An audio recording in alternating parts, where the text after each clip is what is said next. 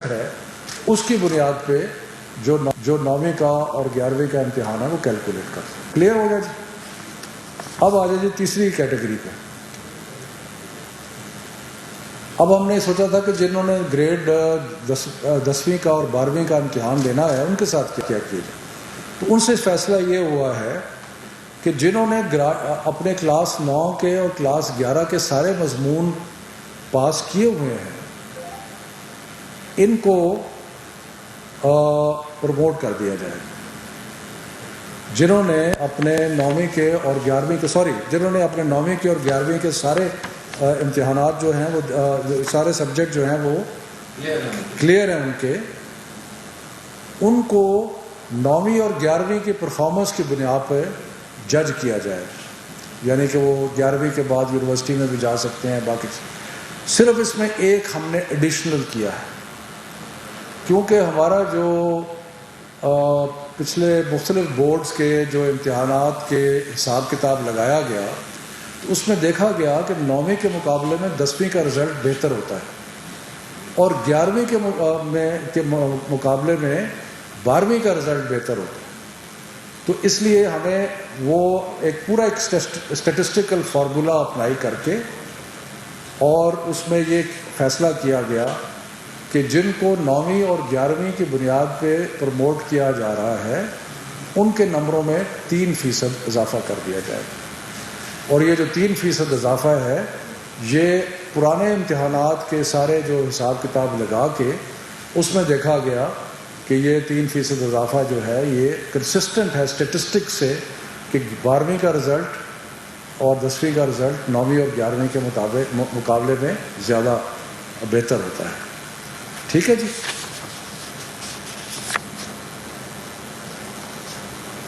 اس کے بعد ایک اور کیٹیگری ہے جو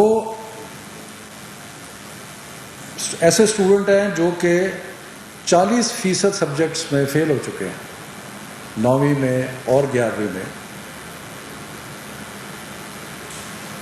ان کو پاسنگ مارکس دے دیے جائیں گے. ان کو اور کچھ نہیں گریڈ نہیں کیا جائے گا, پاسنگ مارکس دے دیے اپ ٹو 40%.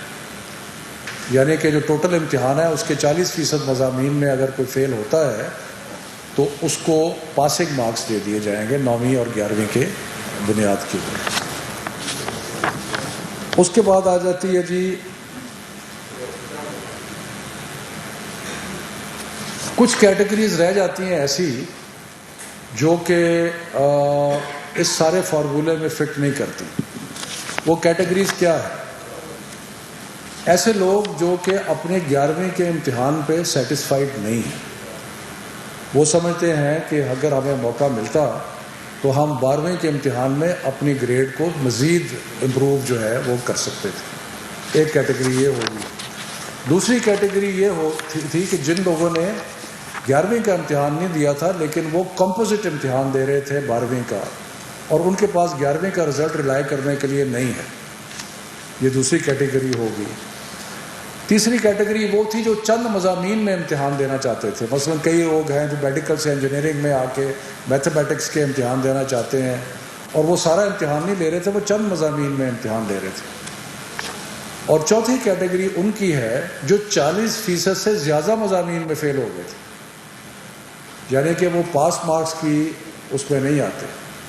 تو ان 4 کیٹیگریز کے لیے ہم نے فیصلہ کیا ہے کہ ایک اسپیشل امتحان لیا جائے گا کیونکہ یہ تھوڑا نمبر ہوگا اور یہ امتحان حالات کے مطابق سپٹمبر اور نومبر کے درمیان لیا جا سکتا ہے.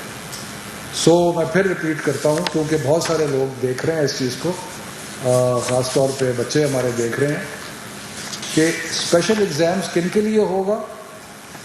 نمبر 1 جو اپنے گریڈ جو ان کا کلاس 11 کا رزلٹ ہے جس کی بنیاد پہ ان کو یونیورسٹی میں جانا ہے اور باقی کیونکہ 12ویں کا امتحان نہیں ہو رہا تو ان کو اگر وہ سیٹسفائیڈ نہیں ہے تو ان کو موقع ملے گا کہ وہ ایک اور امتحان میں بیٹھ سکیں.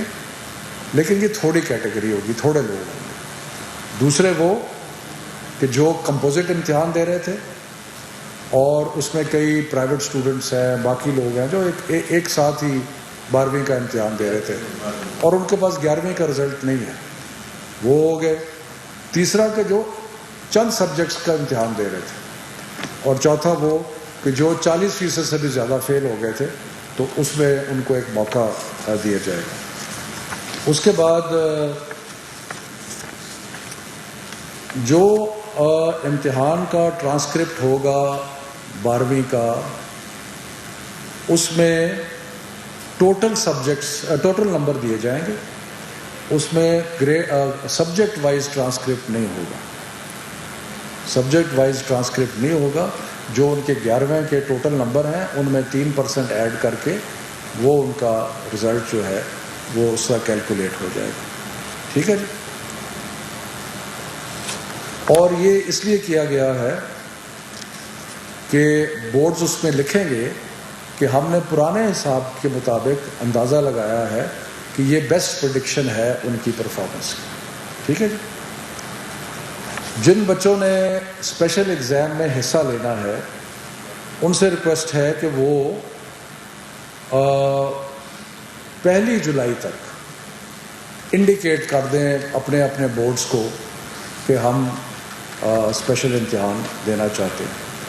یعنی کہ یہ تقریباً 29 بورڈ ہیں، تو ہمارا یہ خیال ہے کہ یہ اتنے کم بچے ہوں گے کہ ان کو سپریٹ کر کے، لیکن پھر بھی یہ فیصلہ بعد میں ہوگا سپٹمبر اور نومبر کے درمیان کون سا پیریڈ ہے جس پہ ہم حالات کا جائزہ لے کے یہ اسپیشل ایگزام۔ میرا خیال ہے کلیئر تو ہے، لیکن ایک دفعہ میں اگر تھوڑا سا دوبارہ رپیٹ کر دوں، کئی دفعہ کنفیوژن ہو جاتا ہے۔ وہ پہلی بات کہ جنہوں نے 9ویں کا اور 11ویں کا امتحان نہیں دیا وہ سارے پروموٹ ہو گئے، ٹھیک ہے جی۔ اس میں پرائیویٹ بھی ہو گئے، اس میں جو ریگولر اسٹوڈنٹس ہیں وہ بھی ہو گئے، ٹھیک ہے جی۔ وفاقی وزیر شفقت محمود جو ہیں وہ بتا رہے تھے، اور اسپیشلی بچے بہت زیادہ پریشان تھے اپنے میٹرک ایگزامز کو لے کر۔ ان کا یہ کہنا تھا کہ وہ بچے جنہوں نے 9ویں اور